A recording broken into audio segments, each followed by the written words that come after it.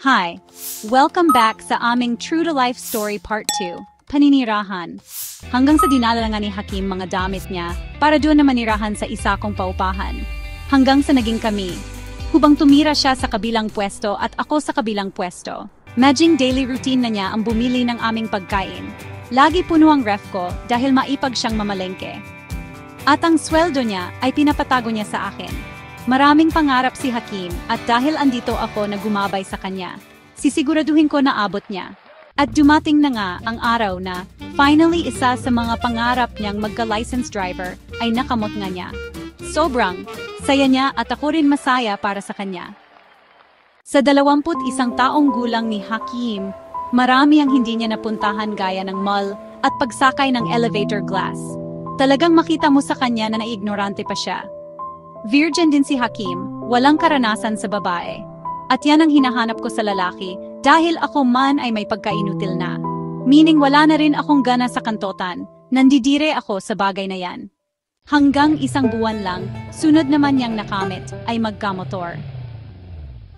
Sa pagiging transparent kong tao, ang pera niya ay alam niya lahat, nakalista pa. Kaya sa gabay ko na makaipon siya. Sa 2 buwan pa lang namin, 2 na ang na-unlock niyang pangarap ang driver license at ang motor. Masaya na kaming dalawa sa daily routine namin na matutulog siya sa pwesto niya at matutulog ako sa pwesto ko. In short, boardmate ang kalalabasan namin dahil hindi kami nagsama sa isang bobong. At ang bawat pwesto na inuukupa namin ay may kanya-kanyang bed, CR, at sink. Pwede naman palang sumaya sa isang relasyon kahit para lang kayong mag-ina dahil walang kantotan. Besides, diyan mo mapatunayan ang totoong pagmamahal dahil sa minahal ka bilang ikaw, hindi dahil sa nakantot ka. Iba talaga pag lalaking walang karanasan sa babae dahil marespeto.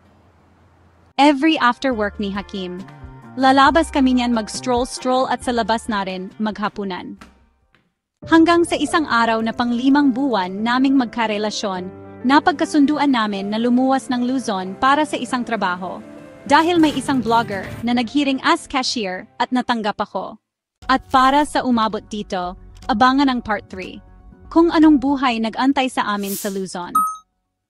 Shout po sa lahat. Kung taga saan ka po, comment ka po para personal kitang ma-shout out.